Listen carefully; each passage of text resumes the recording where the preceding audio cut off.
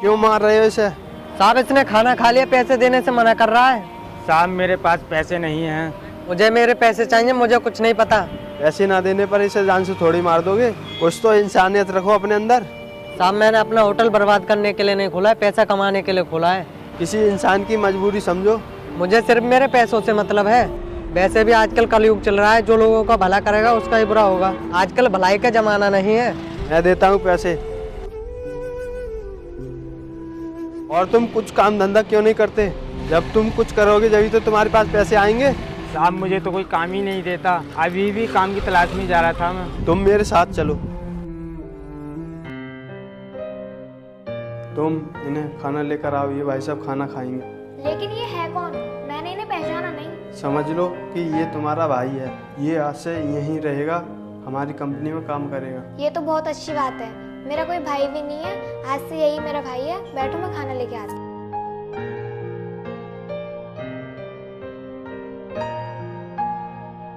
इतना आलीशान घर, ये तो बहुत अमीर आदमी है।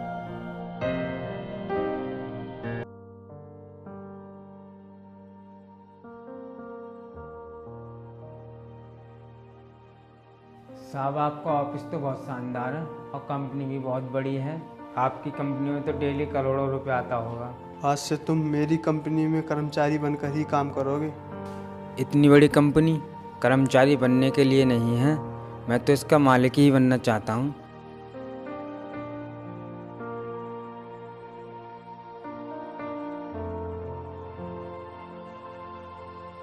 अरे श्यामू इधर आना। ये हमारा वफादार नौकर है। ये तुम्हें तुम्हारा काम समझा देगा, इसके साथ चले जाओ। ये हमारा बहुत वफादार नौकर है। ठीक है, चलिए दिखाइए क्या करना है मुझे।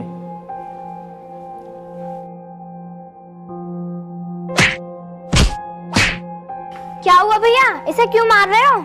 इसकी हिम्मत तो देखो, हमारे जीजा जी हादसे में क्या गुजर गए।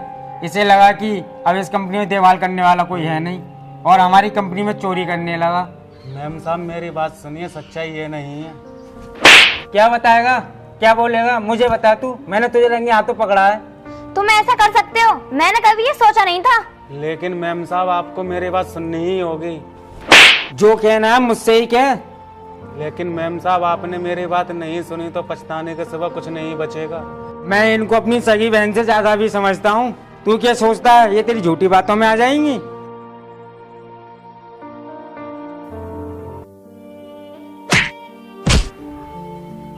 क्यों, क्या बताने जा रहा था इसको?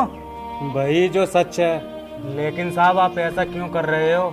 ये सब तेरे समझ से बाहर की बात है। और सुन, कल तेरी मैडम गाड़ी लेकर शहर से बाहर जाएंगी जरूर, लेकिन वो वहां से जिंदा नहीं आएंगी। ऐसा मत करो साहब, मैम साहब आप पर कितना विश्वास करती हैं। अब तू ही नहीं निकल रहा है या तेरी मौत तुझे नहीं जाने दे रही है?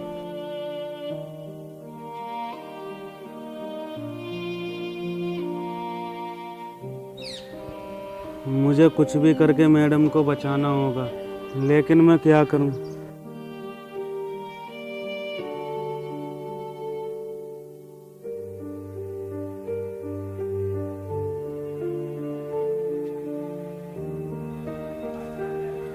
तुमने यहाँ मेरा रास्ता क्यों रोका? बोलो क्या काम है? मैम साहब गाड़ी से उतरकर बाहर आइए, मुझे कुछ बताना है।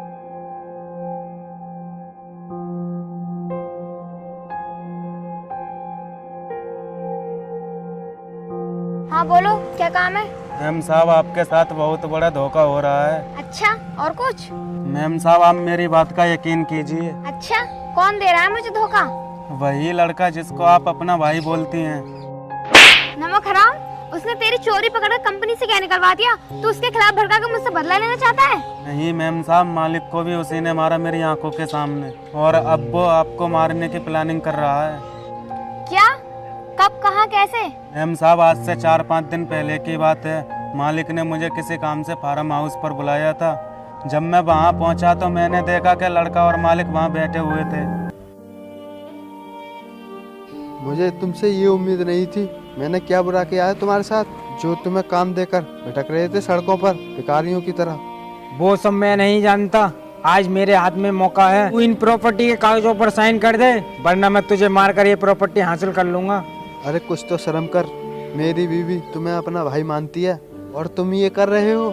अरे मानती होगी, मैंने नहीं कहा था उससे कि वो मुझे अपना भाई बनाए। वैसे भी सबका मानना अपना अलग अलग है, और मेरा मानना है ये तेरे और तेरी बीवी के मरने के बाद इस कंपनी का मालिक मैं हूँगा।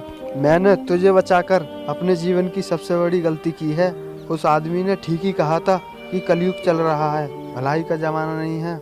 जिसके साथ भलाई करोगे वो तुम्हारे साथ बुरा करेगा, और आज मेरे साथ वही हो रहा है। अब तू इन कागजों पर साइन करता है या मैं अपनी बंदूक खाली करूं? मेरी खून पसीने की मेहनत से खड़ी की गई मैं इस कंपनी को किसी बेईमान इंसान फरामोश आदमी के हाथों में नहीं दे सकता। अरे ये क्या किया तुमने? मैं सबको सच सच बता दूंगा। मैं जा रहा हूँ मैम साहब के पास।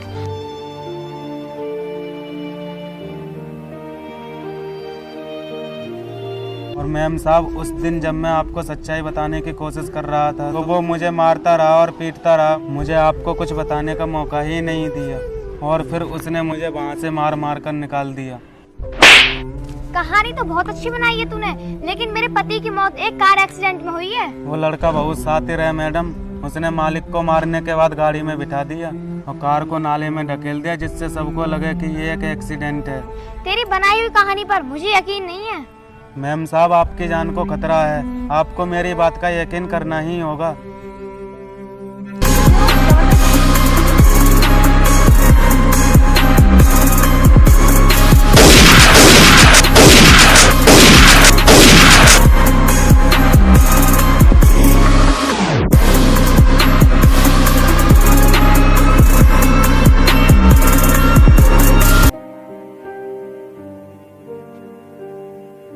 देखा मैडम, यह आदमी आपको मारने के लिए आया था। अगर आप गाड़ी में होती तो आप भी मर गई होती।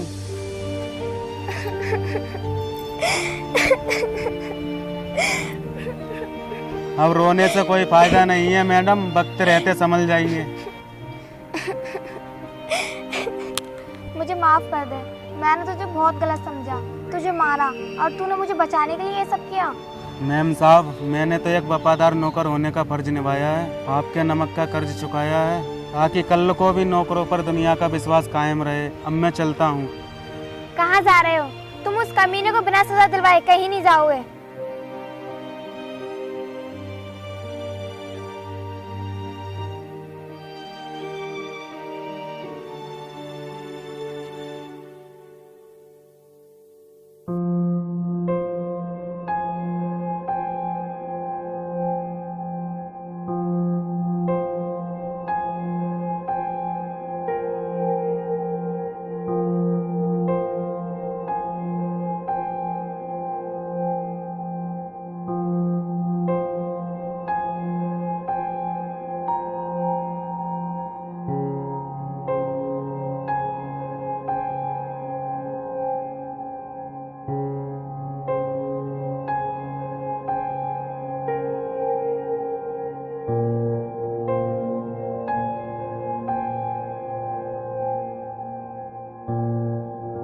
तू यहाँ फिर आ गया, चलो ये भी अच्छा हुआ कि तू यहाँ आ गया।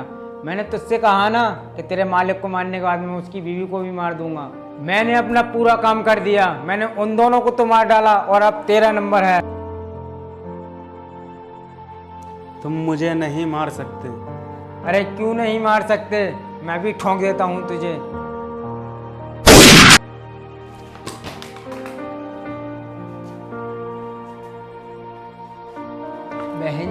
बहन जी आप मत बोल मुझे अपनी गंदी जबान से बहन जी। मेरा खून का रिश्ता ना होते हुए भी मैंने तुझे अपना भाई समझा और तूने मेरे पति को ही मार डाला। नहीं बहन जी, ये सब झूठ है। तूने अभी सारा गुनाह अपने मुंह से कबूल किया है, उसकी रिकॉर्डिंग है हमारे पास। दरोगा साहब, इसको तो फांसी ही होनी चाहिए। मेरे पति की मौत का गवाह भी है और उसकी रिकॉर्डिंग भी है। नहीं बहन जी, मुझे माफ कर दो। नहीं कमीने, तूने भाई बनकर जो किया है ना हमारे साथ, ऐसा तो कोई दुश्मन भी नहीं करता। दरोगा साहब, ले चलो इसे।